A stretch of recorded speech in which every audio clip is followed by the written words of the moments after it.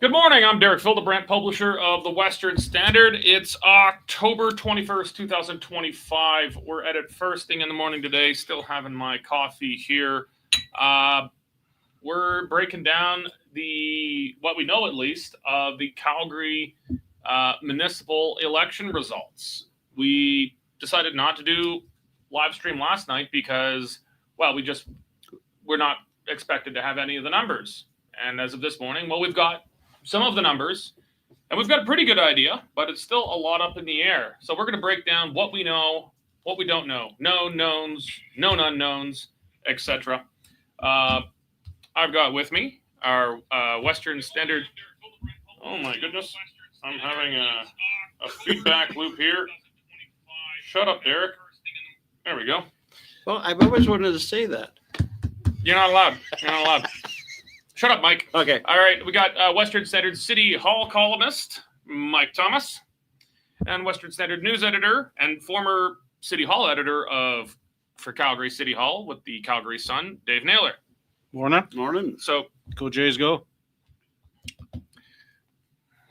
you know what? The last time I cared about baseball, I think I was about 7 years old, and it was the Jays of the World Series in 1993. So, Time to get interested Yeah, again. you get interested again. yeah, I just watch Moneyball over and over. I just like the economics of it now. Okay.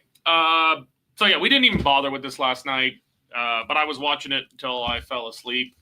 And what a nail biter. There's only one thing we know for absolutely certain. Jody Gondek is gone. She be gone. Woohoo! Ding dong! The witch is dead. So beautiful. Yes. So beautiful. That was, I think, for non-left-wing Calgarians, just the most important thing. Gondek's gone. So much confusion about who people should vote for in the mayor's race. The newsroom here, we racked our brains to the very last minute. Who's the best candidate? We still don't even really have a clear answer necessarily. No, we don't. But we all just knew one thing.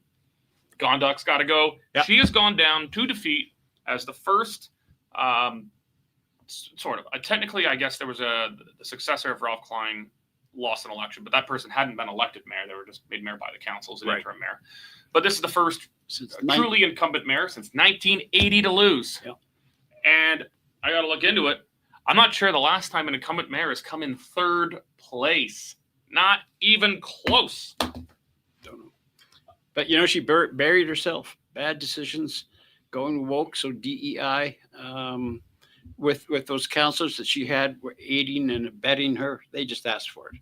Mhm. Interesting that the majority of Gondek's gang bailed out this year. People like Carra and Walcott, who were the preachers of the party, said that's enough. And Walcott was only there for one term. So I think he probably knew what was coming. Yeah.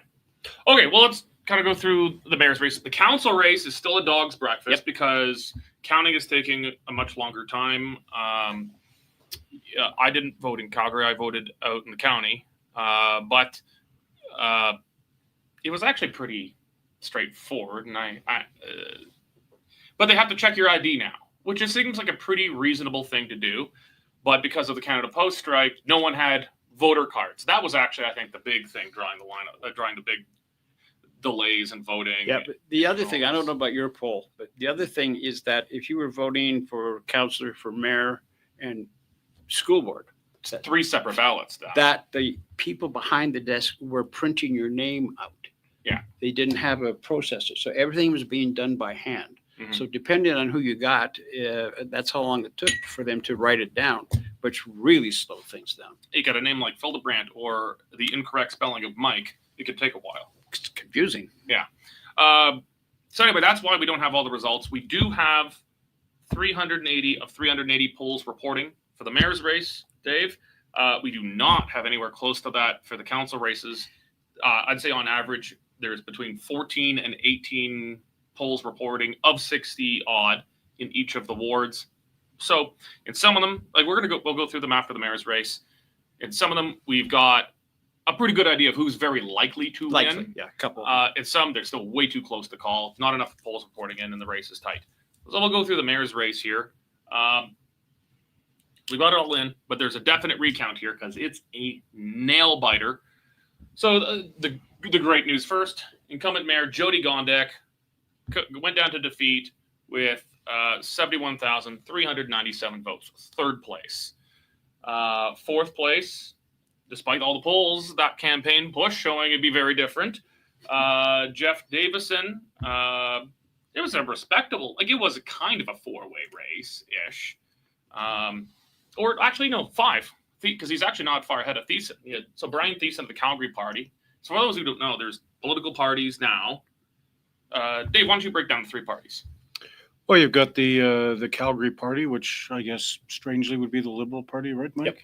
And then a couple of better communities. Communities First, which would be the Conservatives. Yeah. Yeah. Well, there's two Conservatives. ABC, A Better Calgary. A Better Calgary, yeah. No wonder people are confused on the Conservative end. Yeah. So, yeah, and, Brian Thiessen, the so-called Liberal candidate, he did okay, 40,000 votes, and Davidson in third place, as all the, fourth place, as all the polls were saying. And he wasn't, but he was not the official candidate of the ABC party, but he was endorsed by the ABC party. Yes. Yeah. And then the poor Miss Gondek in 71,000, still a good chunk of votes, right? And then you got the Farkas and Sonia Sharp. Basically, it took them 2 days to count the first time. It's going to take them several more days to count the recount. So yeah, it could be in limbo for a couple more days yet. So yeah, Sharp 90,480 votes. Farkas 91,065 votes. Like, that is close enough. Recounts normally don't change the initial result because some votes will flip, but they'll flip in both directions. Or they'll go through and say this ballot is spoiled. Like I had to spoil my my school board trustee ballot because I had just no idea. I didn't see a single sign for them. I always vote on who does the teachers union endorse, and then I vote for the next guy on the ballot. Right. They didn't endorse anyone in my my area, so I just spoiled my ballot. But sometimes the candidates and the scrutineers will argue that no, this should count for this candidate or not, etc. It normally comes out as a wash. Sometimes it gets overturned, but it's very rare that a recount actually overturns the result. Yep. But Sharp could win. This is really, really close. I mean, it would need several hundred votes to overturn. Yeah. And normally on a recount you maybe get a handful, but I don't think you're going to see this amount. I don't think so. And voter turnout was down significantly in this, despite Calgary having a bigger population now than 4 years ago. I mean, we had a lot of new people come in, but even the gross, not just voter turnout as a percentage, but even as a gross number, is down, I think. Yep. I would attribute that, my own non-scientific opinion would be, it was just so damn confusing. A lot of people just didn't know who to vote for. I think that would be attributed to that. Everybody's talking about Dhaliwal and the Blue Jays and stuff like that, but I think it was more of a not sure who all these people are. Didn't know what to do. Yeah. Despite there being a party system, which is supposed to clarify it. No, and I think, and we'll get more into the parties after. I think it's going to take, I've always said I think it's going to take a couple election cycles until clear party systems are established. That's normally the case in any place where it's introduced. But, 4 years ago, Gondek was the clear left-wing candidate. Farkas was the clear right-wing candidate. And then you had Davison as like kind of the mushier, softer conservative. Yeah. This time it was a dog's breakfast. No one really knew who to vote for. So I think a lot of people just didn't vote, or they just kind of randomly picked one of the non-Gondek candidates. Yep. Okay, well, we're going to send someone down to Jeremy Farkas's headquarters today, and Sonia Sharp's. I'm interested, actually. I didn't get a response from you. It was very late last night. I sent you a text. You wrote the story. You did? Yeah. I didn't see it. I sent you a text. You didn't respond. That makes sense. You wrote the headline that Gondek withdraws from the race. Did you say she withdraws? I did first because I was doing it so fast, but then I went back. Okay, she conceded. Yes, I changed. Okay, yeah, I was like, you don't get to withdraw after the ballots No, are counted. Well, Okay, I was so surprised that she came in and said, "Okay, I'm done." well, she doesn't have to deal with it today. She No, gets but rid of so that. I just thought I better get that up there, and I for some Okay, she reason withdrew. withdrawal came out. Yeah. Okay, that makes a bit more sense. I was like, no, you're not allowed to withdraw after the ballots are counted. I realized that after I looked at it. Yeah. Okay, It was Okay. late. you were working later than the rest of us, so it's okay. All right. But yeah, so she's conceded. But I'm sure today Sonia Sharp and Jeremy Farkas are both going to hold Oh, yeah. a press availability. I would not expect Sonia Sharp to concede. She should not concede at this point. Wait till the recount. Farkas will probably declare a tentative victory and begin transition, I would imagine. He pretty much gave a victory speech last night as he was congratulating Gondek for conceding. He the way he was talking is, and this is before the results came out, but he sounded like he has already won. And Sharp was more like a press conference speech. So I don't know if either one of them is going to send anything out very soon about having a meeting or even wanting to talk about it yet. Well, Farkas, like last night, we didn't have enough results. I mean, he was leading the whole night, but not by a lot. But now we have the unofficial results. He is the unofficial winner of the election. I think he should likely announce something, and he should probably begin at least a tentative transition team. I would think behind the scenes. What I'm saying though is that I don't know if they will hold a meeting with the press and say anything. They've got nothing really to say except well-fought battle. So I don't know. Yeah. We'll see. We'll find out. Yeah. Sonia Sharp, I think, if anyone should hold an availability of some kind, it should be Sonia Sharp to say, okay, we'll accept the results, but we're hanging in for the recount, because she still has a shot. Like, she could still win. I don't think she will. Yeah, but it's close enough. She could also, in that meeting, talk about all of the community first candidates. Yeah. Because she's the de facto leader of the party, and they did grab some seats in council. Yeah. Okay. Well, okay. So Mayor, we've got the most clear idea, I think. Likely going to be Jeremy Farkas. Let's talk just briefly about that, about what kind of mayor he's going to be. He was the clear conservative last time. I've known Jeremy a long time. This time it seemed, I've always poked fun of him. He went on his Forrest Gump run, and he came back and somewhat different. Some have argued to me that no, he's still the same Jeremy. Just his language is less strident, and he's just more polished and by the book now, less off the cuff. Others say no, he's just no longer a conservative at all.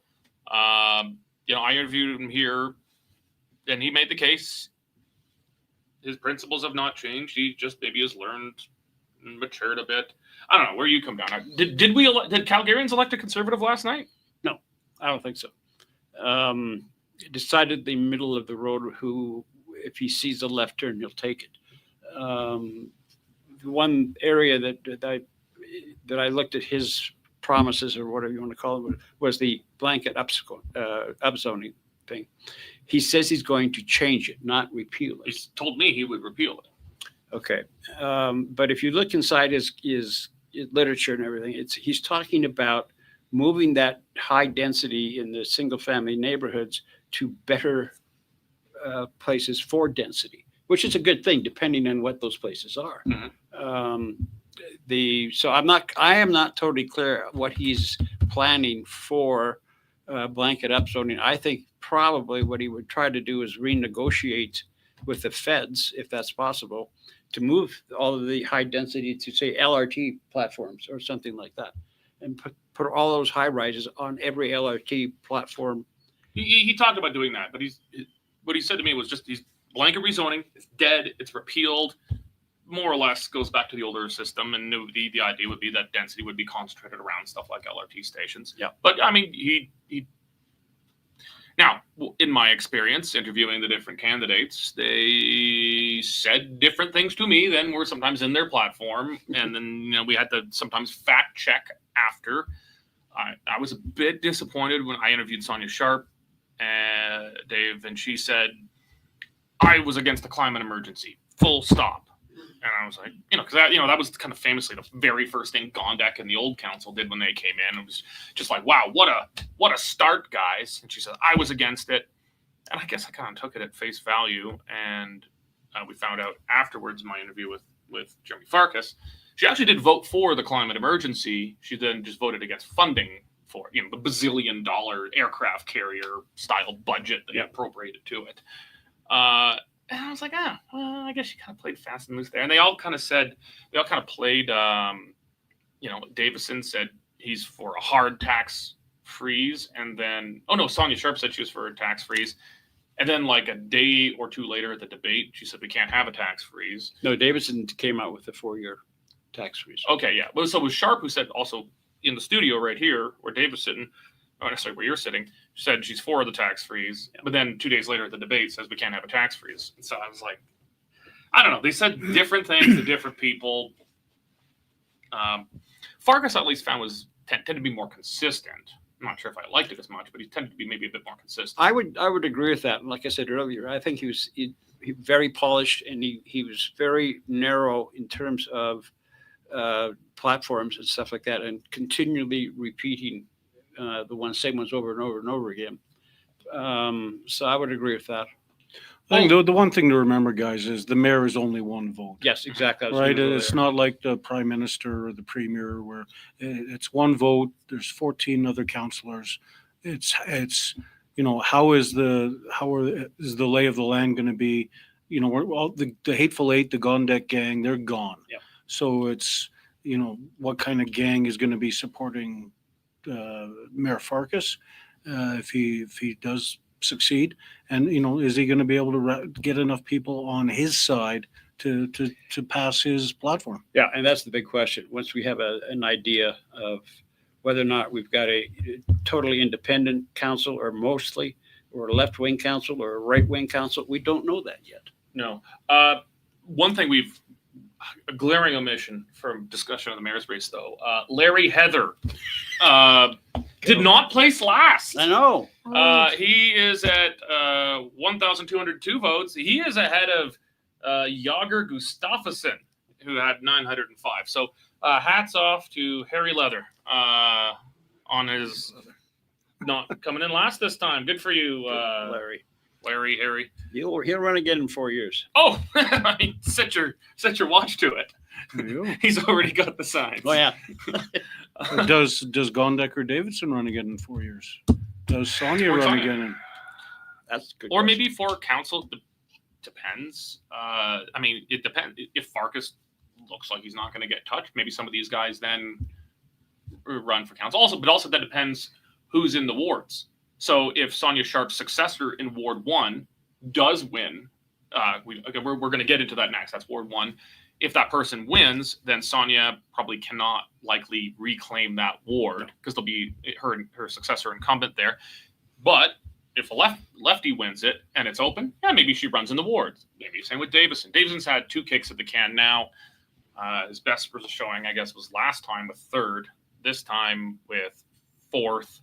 I think Davison's probably done. Yeah. So, well, let's move into the wards here. So, Ward 1 I can speak of. I used to live there. Ward 1, so that's where Sonia Sharp was the councillor for the last 4 years. Yep. Okay, so all of these results, there's 60 odd, roughly 65 polls in each of the wards. So I won't go, on average, they've got 15 to 19 polls reporting. Roughly. So I'm not going to say that. Just know that for every ward we're talking about here, these are highly tentative results. Some, there's a big enough lead that we can make a call. Some we can't. Ward 1, where Sonia Sharp had been the councillor for 4 years, the Calgary Party candidate, so the left-wing party, Joey Nowak, is leading, 5,649. And then 2 candidates medium behind, could maybe catch up. You got the ABC candidate, Conservative Kathy Jacobs, and Independent Dan Olson. Too close to call there. No. You got Kim Tyers. Kim Tyers. Sorry, Kim Tyers. Very close second. Yeah, very close. Communities first. Yep. So that's Sonia Sharp's chosen successor there, right behind. 249 votes separating them. That could easily I could flip real quick. Yeah, that could go either way. Yeah, so that one's too close. Ward 2's too close to. Sorry, Ward 1's too close to call. Yep. Why don't you talk about Ward 2 here? Jennifer Wyness is independent, no party affiliation, and leading quite handily right now over John Garden, who is the ABC candidate. She's the incumbent. Yes, she is the incumbent.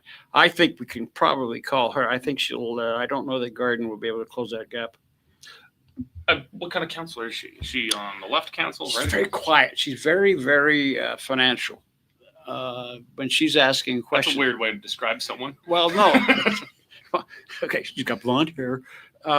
When she's questioning administration or council members, 9 times out of 10, it's about money and what does this cost and what's the return on that and stuff like that. So she keeps her finger on the calculator quite a bit. Which is a good thing.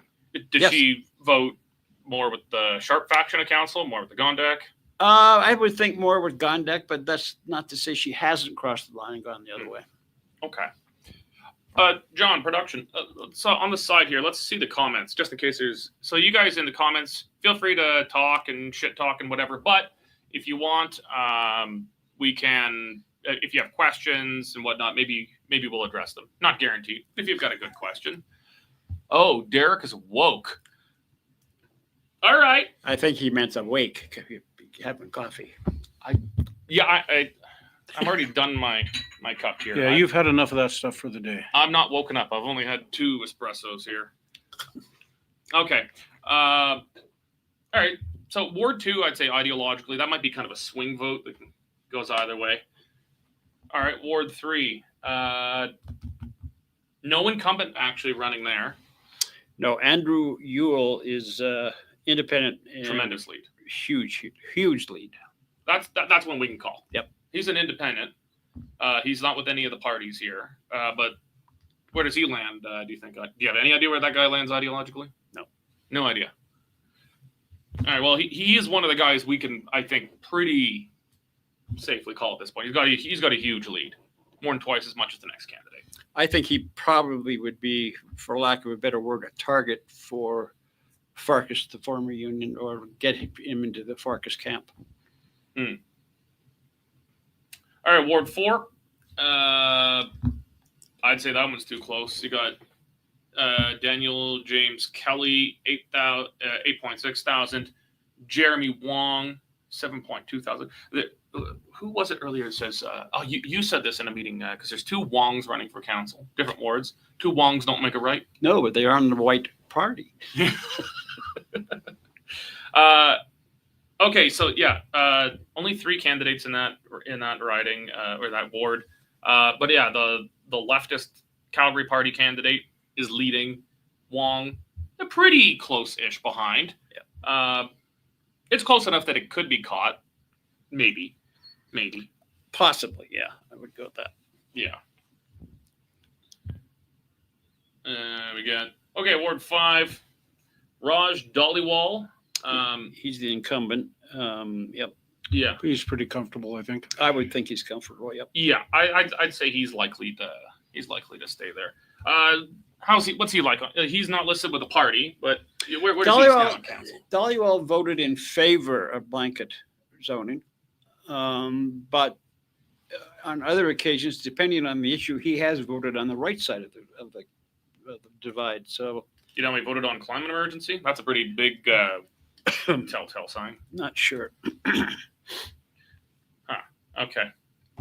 I mean, it's just a good litmus test. How did you vote on climate emergency? Yeah. All right, Ward 6. What was it you said about this one? Or no, what was it Dave said? It's all Greek to me. It's all Greek. John Pantazopoulos. Pantazopoulos. Pantazopoulos. Damn you Greeks. Why do you have to have? Why do you have to have names like that? I don't know, but he's got I like the Greeks, but he's God, got I a hate their names. huge lead. Yeah, We're gonna he's- have to get used to spelling it because he's gonna win. Johnny P. Johnny P. There we go. from Ward 6, Councilor Panta. Johnny P. Pantera. All right.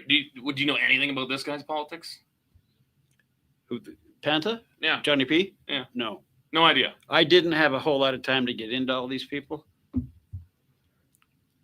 Okay. But there in that ward, there was only that's interesting. There was only one party on the ballot in that ward. That's the Calgary Party, the lefty party. No ABC, no Communities First. Jeff Watson, actually, that's interesting. He is a former member of Parliament from the Windsor area in Ontario, and he moved out here a number of years ago. I think he may have sought a UCP nomination at one point. I'm not positive, but I think he sought a UCP nomination unsuccessfully. Ran for council, but obviously does not appear to have been successful. He's running fourth. Okay, Ward 7. Do two Wongs make a right? Terry Wong, the incumbent, is behind Mike Atkinson by about 1,400, but I don't know. I mean, I think it's too close. Terry could come storming back with all those polls still to count.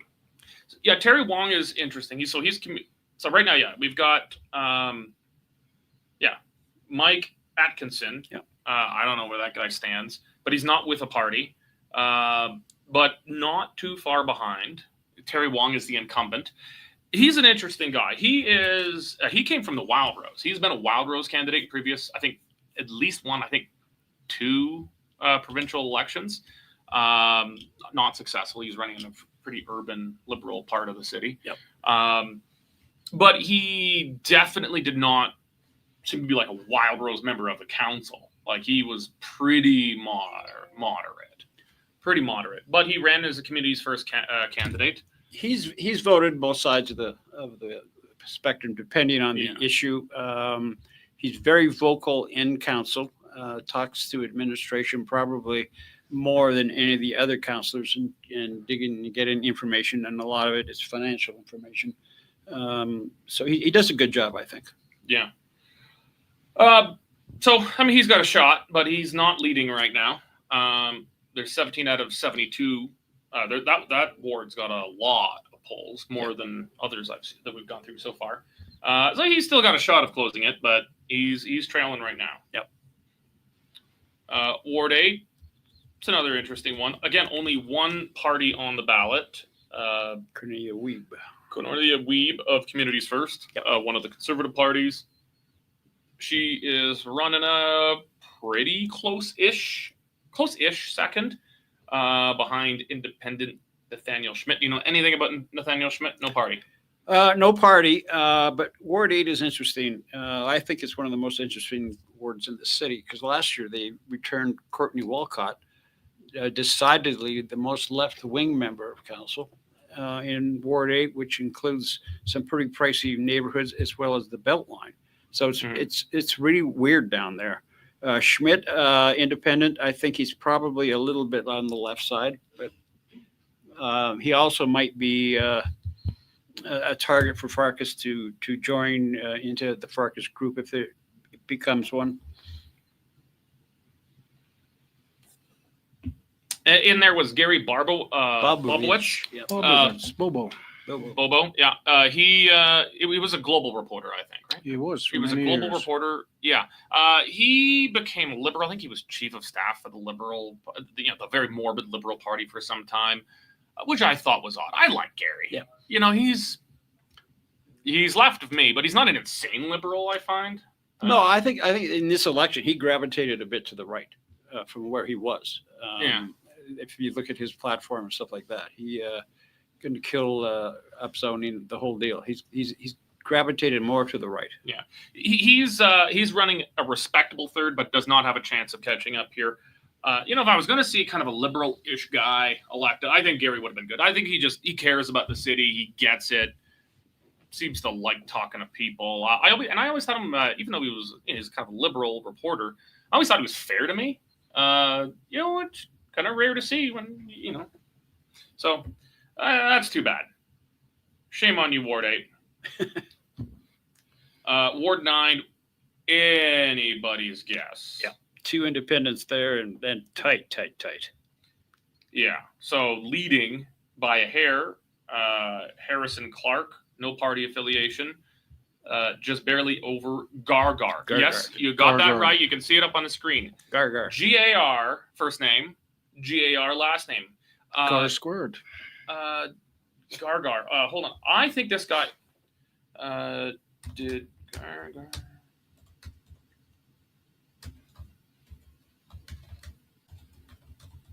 I'm looking this one up. I recognize that name. I think he has run. 2019. He was the Alberta Party candidate, Calgary East riding, and he ran in 2017 for council as well. Yeah.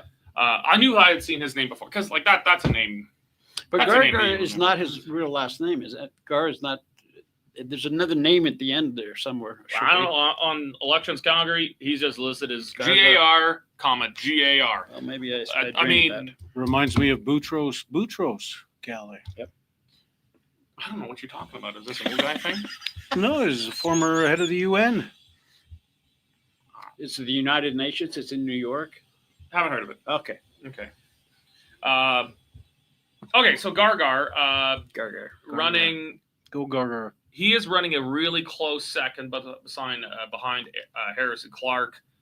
And then the ABC party is running respectable third. That's Tony Din. D-I-N. Tony Din. Yep. Din. I don't know if I got that right. Anyway, that ward way too close to call, and the 2 leading candidates are not affiliated with any party. Ward 10, Andre Chabot, very long time councillor, center right. I think that's a solid call. Yep. Chabot. Yep. He's in. Did you know he could spend most of the day walking around on his hands? What? Yeah, he used to walk around on his hands at City Hall. Then he had a heart attack and had to stop. Is this a real thing? Yeah. You were City Hall reporter for Yeah, the Sun. I witnessed many times Andre on his hands. Didn't see that once this year. No. Getting old. Well, I told you he had a bit of a heart issue and stopped his performances. Well, another one that we can definitely call Ward 11, Rob Ward, who was actually briefly an employee here at the Western Standard. Thumping lead, 23 out of 78 polls reporting. He's at 14,703 votes. His next closest competitor, and he's communities first. He's a conservative. Next closest competitor is independent Courtney Penner. That's an incumbent. To destroy an incumbent that decisively. Holy shit. She destroyed herself. Histrionics is her middle name. She put on Facebook, I think it was last week, she was crying her eyes out and said, I never asked for this. I'm thinking, do that in your bathroom. But I think that hurt her massively. She also was crying when council shot down the development of Glenmore Landing. When she came out to the media scrum, she's crying and talking about she couldn't believe council shot it down. I mean, the density is ridiculous. But she said, well, we've got all of these buses going by the Glenmore Landing. We need people to put it on the buses. That was her whole thing about it. And it's like, okay. Now, Rob's been a community activist for many years now. He ran in the last election, lost only by 800 votes. So he's been around. He's been around for a while. A member of the Sonia Sharp party. Yep. But I think he's one that could probably find a way to work with Farkas. Yeah. Ward 12. Sarah Ferguson. No. Prince Andrews. This is the closest one. Yeah. This is the closest one I think we've got. Sarah Ferguson. Yeah. She's at 4,954 votes. Mike Jameson, 4,958. Now that's conservative versus conservative. No. She's you're right. TCP. Yeah. Sarah Ferguson is Calgary Party, left party, A Better Calgary, which is by some perceptions the most conservative party. For The ABC candidate leading by 4 votes. Yes. Leading 4 votes behind Mike. So Mike Jameson, ABC party, leading by 4 freaking votes. Sarah Ferguson behind by 4 votes, and then not too far behind. I've known this guy a long time. I can never pronounce his last name. Shane Bishuk. Bishuk, I think that's it. Yeah, I should know. I've met the guy a couple times. I don't know him well, but so he's a conservative, Communities First, the Sonia Sharp party. It's close enough. He actually could still want. I mean, there's a lot to come in that ward. There's a whole lot to come in all the wards. That's a 3-way race in there. Yeah. And then an independent, Brent Curtis, pretty respectable, 2,161 right now. Not going to win, but I mean, there's a number of candidates with some heft in that ward. That is the least callable ward of all of the wards right now. I would think. Yep. If anything's going to flip, it's going to be that one. But it'd be interesting to see because this one is the ABC party's best chance of electing a councillor. Right now, at a party affiliate, you got a lot of independents, but then you've got Communities First, Center-Right Party, Calgary Party, the Lefty Party. They've elected or are very likely have got leading candidates or are likely to elect people. ABC didn't have incumbents, had no incumbents running, None. whereas the other 2 parties did. This is their best chance right here. And if so, then you've got elected people from both parties on council. Yeah. We'll talk about the party system, how it's going to shake up after. But that complicates things for the Conservative side if both parties are elected to council. Yep. Ward 13, Dan McLean of Communities First. Walk away. He's smashed it. He's been a pretty solid councillor, I think. Yeah, I think so. He not afraid to speak his mind. Nope. Especially on the phone. This is off the record, Mike, but okay. No, he's got that wrapped up. He is extremely popular down there. Yeah. Down there. He's not too far south. It He's is barely south. He's southwest. Barely south. okay. Yeah. And only 2 candidates on the ballot there. That's something. And the ABC could have definitely run a candidate there, but they didn't. They like Dan. Yeah, and also I think they were just the McLean is so darn popular in that ward. Better off not let him resign. Yeah. Okay, Ward 14. This is the last one. A hero in this city. Landon Johnson. He's the man who started the Get Gone Gondek Recall petition. Recall The going. recall, yeah. Yeah. And then the city had the audacity to invalidate every single signature he collected. So it's good to see him in there. Well, he got his revenge. Yes. Landon's revenge. That's a we should write a piece on that. Landon's revenge. I'll write that down. Yeah. And he is not affiliated with a party, but he is most definitely a conservative. Oh yeah. The ABC party had a candidate there, Kenner Hatchie, if I said that right. And then the Calgary party, Ryan Stutt or Stute. There's no K in it. I don't know. Stute, but 2 T's. But he's pretty far out ahead. I think it's. Oh, and then there's Aaron Averbuka. I don't know. But he's pretty far out ahead. I'd say it's going to be unlikely anyone catches up to him. He's likely coming on, and he's not affiliated with a party, but he's pretty rock solid. Oh yeah, conservative. very. Yeah. He might. Who knows? We'll have to see the way it shakes out. But he may end up being the most conservative guy on council.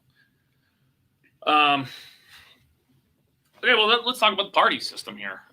There's 3 parties: Calgary Party, the center left party, Communities First, which ranges from maybe even very moderate center left to the right, and then you've got it's kind of a progressive conservative-ish party. Yep. But it's got people on the right in it, but it's got people who are definitely not conservative as well. It doesn't seem to have any far left and has no Gondek types, but it's got people. Well, Terry Wong can vote with the left side. He's done that before, so there's an example. Yeah. Then you got ABC, a better Calgary. Had no incumbent, so it's less of an established party. but which is more consistently conservative. Yep. By party affiliation, it looks like a majority of the council, including the mayor, is likely to be nonpartisan, but they'll have their own leanings. But ABC is Communities First is definitely going to have elected councillors. Calgary Party is definitely going to have elected councillors. ABC looks like it's got a good chance, a reasonable chance of one, but separated by 4 votes. Yeah. May or may not. Then you got independents on the left and the right. You know, we were just talking about Landon Johnson, very conservative, not affiliated with a party. I've always thought it's going to take a couple elections for clear party system to develop. Yeah, I think so. I think it will. Yeah. Farkas, if Farkas keeps his win here, the mayor not being of a party complicates the development, I think, of this, because it's kind of, I don't know. Do you think it's in his interest to form a party? He ran as like, I'm going to keep parties out of City Hall, stop a City Hall party takeover. If you think about it, and I wrote this about, Gondek was the de facto leader of an unofficial party. That Yes. I'm sure that they sat down in a boardroom somewhere and said, okay, we're all together on these issues. Let's do that. Farkas could do that very easily with the independents and the conservatives, even maybe some Calgary Party people. I don't know. It's the door is open for him to do that. Yeah, and he'll have, his first week in office, he'll have sit down, private chit chats with all of them. Yeah. And, start laying the groundwork for whatever he needs. Do you think it's in his interest, Dave, to stay as nonpartisan as he can? He probably ideologically, at least now, he's not on the hard left or the hard right of the council. He's probably kind of, and again, the council's so up in the air, but he's likely to be, relatively speaking, in the middle ideologically of the council. And municipal issues are not as straightforward ideological as at the provincial and at the federal level. No, he's got a couple of years to figure it out. He's got 4 years in power, assuming he wins. And, Derek, that's the thing that confused everybody in this election was communities, Calgary, Better Calgary. Nobody knew what it all stood for. All of those parties could disappear, right? And then we start, a year before the next election, we start getting new different parties coming up and to confuse everybody again. So I think Jeremy's best play at this point is to stay independent. Yep. Yeah. My favorite name of a political party in Canada was a municipal party in Vancouver, the Nonpartisan Association Party. I'm like, yes, we're the non-party party. But it was, I think it was it was kind of a conservative party. They called it itself the Nonpartisan Association. I mean, it's pretty goofy name. All these municipal parties have such generic, bland names. I think it was a mistake for the when the UCP brought in the right of, at least in Calgary and Edmonton, to form political parties. I think they should have allowed them to use the names like conservative and liberal. I think they should have. I think they just didn't want there to be brand confusion in the event that, like, okay, there's a conservative nominated for mayor or councillor somewhere, and they say something embarrassing. They don't want it to reflect on them. Yeah, and I think it was brand protection. I think that's the reason. But it also then just confused everything. It did. And people are busy. They don't have time to go, okay, is this ABC party left or right or middle or what? Yeah. And it also comes down to how many people even knew there were parties in the electorate. Don't know. I think the bottom line is that if the political parties were a car, they're all on flat tires right now. That's a very nice metaphor. Thank you. I think the most likely thing to happen is Farkas stays likely without a party. Yeah.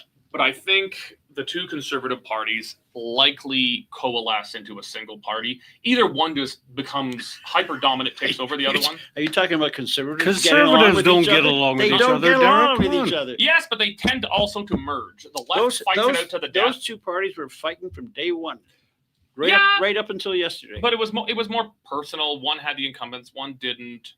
So if you end up with that one ABC candidate winning, and then you've got, say, 3, maximum 4 communities first, or maybe even more 4, I don't know. But let's say there's 3 to 4 communities first councillors, and then there's one ABC, and then you've got independent, clearly conservative guys like Landon Johnson. like they're going to form a block because the council always has its blocks, and there's people in the middle. I think it's likely that Communities First, ABC, and then some of the clear conservative independents like Landon Johnson, they'll begin probably forming as a block, and then eventually, they're going to get to know each other. They're going to go for beers after council meetings. I think these guys I think by next time, you're going to have a more clear left party. You're going to have a more clear right party. And then you're still going to have independents in the middle and maybe even on the flanks too. But I predict there's not going to be two major organized conservative parties by the next municipal election. I tend to agree with that, yeah, because they're going to have 4 years now to identify by their votes and they go, look, we're all voting for the same thing the same way. Let's quit this and get together. Yeah, I think that's likely. Maybe we can get Jason Kenney to sort of mediate between them. He's not doing anything. Oh, that's a good idea. Yeah. I just think it's going to be a natural way of doing it here. And it's a less adversarial system than in the legislature. Derek, there's nothing natural about Calgary City Council. Poor choice of words. Yeah. All right, Mike. Well, I'll ask both of you the same question. You're both really long-time City Hall watchers. You watch it closer than I do. You're our City Hall columnist. You were City Hall editor for the Calgary Sun before coming to the Standard as our news editor. So start with you, Dave. I council's still such a mess, but we can have on the aggregate predict, and we have a good idea of the mayor's race. How much better off are we, do you think, with this mayor and council? Oh, 100%. 100%. Big improvement. Big improvement. Gondek was, there's a reason she was the worst polling mayor in Calgary history. She was awful. It could take Farkas 4 years to undo the damage that she's done. We can argue about whether Farkas leans a little bit to the left or leans a little bit to the right. Bottom line is he's not Jody Gondek, and it cannot get any worse from here on out. Before we go to you, Mike, just the commenters. God, I hate Jason Kenney. That Kenney joke wasn't funny at all. Don't make fun of Kenny. Okay. Oh, well, I guess I've learned my lesson. Yeah. I don't think not much appetite for that. Okay. So yeah, Mike, same question to you. Again, the council, we really don't know. Mayor, we probably know, but council, we have an idea. On aggregate, based on what we know, how much better off are we? Well, I think we're much better off. But you go back to 2021 when all those new faces were put on council. It's basically the same thing. I think Gondek sat down with them early and said, here's, I understand your politics, the same as mine. Here's what we're going to do. And they just did it. She got away with all that stuff because she knew she was going to have the support on council. This one, I think it really depends. I mean, if Farkas gets the crown, it really depends on how he treats everybody, not just the left or the right. He's got to, I think, sit down with all of them one-on-one and say, these are the important things that this city needs. This is what the people need. So let's just stay in that lane and just try to fix things in this city. Yeah, he needs to find 7 allies. Yep. I think you should have an easy time doing that. I mean, he's an easy to get along with guy. He's less stridently ideological than he was 4 years ago. And I think also just his rhetoric is not like, he was the leader of the opposition against Nenshi. He is the reason Nenshi did not stand for re-election. So it kind of comes back to Gondek losing here. No incumbent elected mayor in Calgary has lost since 1980 when Ralph Klein took down Ross Elger. All right, you all guys remember that. Yeah, I wasn't born. Guys, yeah. You're older than me, just so you know. Okay. Oh, I'm old now too. Shit. Yeah. You're in your 5th decade now. Ooh! Sorry, hot mic. Hot mic. Sorry, I'm old now. But yeah, 1980. 45 years ago, the last time a mayor who has been elected has been defeated in a Calgary election, a real incumbent. The last time an incumbent mayor went down to 3rd place, I'm going to look that up. We'll go going here.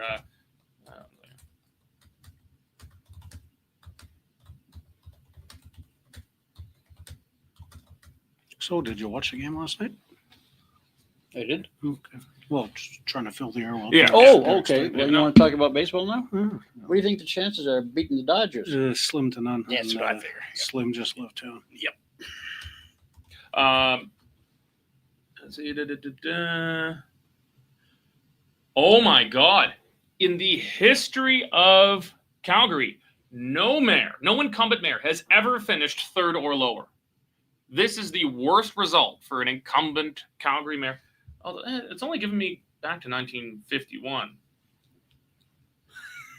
They didn't have Google up before that. Yeah, we would have the results. They should be there.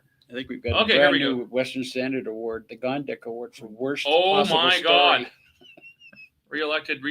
Calgary mayors always get, it's just the same guys over and over. They always get reelected. Yep. There's Okay, a lot to be said about name recognition on the ballot. Okay, Oh yeah. Jody Gondek, tentatively here, I'm gonna have to do a little more here, but this could be wrong, but it appears she has the biggest defeat in the history of Calgary mayor's races, going back to 1894, Calgary's first mayoral election. You remember that, eh, Mike? You were I do. just a cub reporter back then? I was still in diapers, but I was still reporting. You were the paper boy. You were still delivering. Well, you know what? She was historically low in the polls, so she's finished historically low in an election. So Calgary mayors, incumbent mayors, they tend to stay popular for whatever reason, and then when they cease being popular, they cease being a candidate for re-election. Yep. That's the key. That's the secret sauce. They retire. Rob Klein. Okay, he goes on to bigger, better things. But if you get unpopular, you just don't run again. Like, that's the secret sauce. That's the biggest reason Calgary mayors, incumbent mayors, don't lose. Nenshi was very unpopular when he said he was not going to run again. I know the Farkas camp was not happy when Nenshi said he was not running again. Yeah, sure, it felt good. Okay, he's gone, but then you get a fresh face on kind of the same political side of things. It's like kind of replacing Trudeau. Yep.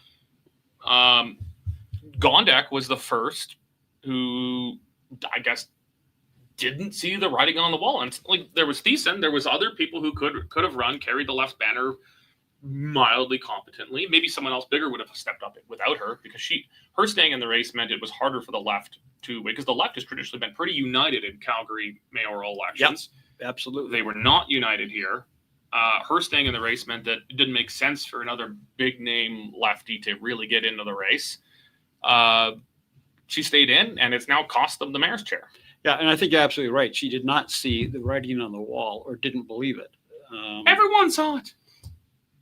Well, she was thinking that the right vote was going to split, and she could sneak up the middle again. Yeah, that's what she was hoping. The for. right vote did split, but her vote was so damn small it didn't count. Yep. So I guess there's just a few good news stories here. The biggest is that Gondek's gone. Second is that she lost historically. Like, this is the biggest defeat for an incumbent mayor in the history of the city. I love the smell of napalm in the morning. Okay. Any other big takeaways you want to leave people with before we wrap it? Just one. I know Sonia, if she was going to be the mayor, was going to take on administration. And having watched my share of council meetings this year, something needs to be done inside administration to make them understand they're not the boss. They do things. I mean, a lot of this woke DEI stuff was endorsed by administration. Dan McLean tells me stories of some of the internal learning systems and sessions they have to go through. But administration needs to be put in its place. And if Farkas can put that together and put the onus on council to make the big decisions rather than them just approving administration's decisions, because essentially that's all they do. But the council needs to take more control of City Hall. Dave, any parting shots? Well, first thing I'd like to see Mayor Farkas is change the name of Fort Calgary back to Fort Calgary. I asked him about that on the interview. He said he spoke to some, Indigenous groups, and they said they take it as a declaration of war. I don't know. I mean, it's Fort Calgary. It's the nucleus of this great city. I mean, that would be a really who the hell? No one was calling for that shit. No one was I don't know anyone who was saying, yes, Fort Calgary's racist. We need to get rid of Fort Calgary and make it the confluence. No one cares about the confluence. Yeah, I think that'd So be that nice. would be a good opening day statement. That would be huge. Yep. Not hopeful, but hey, there you go. Yeah, Jeremy, if you're listening, Fort Calgary. yeah. I think it would send a very good message about revitalizing some pride in this city, because this city has been really battered, not just over the last 4 years. It's the city has really gone downhill for some time now, and restoring some civic pride, I think that's a good, easy way, and it doesn't cost the taxpayer a penny. Nope. You can put the old signs back up, reuse them. Okay, well, we're not going to abuse everyone's time. Some of you have jobs, so do we. yeah, we got to get back to work and get back to our normal parts of our jobs. Got to fix the election. I mean, All right, well, stay tuned. The council race is still a dog's breakfast. by the way, I don't know if we mentioned this, but just so people know, they're saying, Elections Calgary is saying, council numbers probably won't be known until 8 o'clock tonight. Well, that'll be the closest races. There'll be others that we can continue to call throughout Yes, the day. yes. There's some we've already called. So, let's stay on top of that. Yep. We'll do individual stories for each of the wards as we call them. I think that's a good idea here, because they're not getting called all at once. And we'll continue to post news stories as we are able to reasonably make the calls. Some of them are going to be so damn close, we're going to have to wait for the end, and they might still have recounts themselves. So the latest unofficial results, 8 o'clock tonight. But there'll be ones we can call throughout the day. Yes. Yeah. Okay, well, we don't want to abuse your time. You guys get back to work, earn some money, pay your taxes if you feel like it. Thank you very much for joining us today. God bless.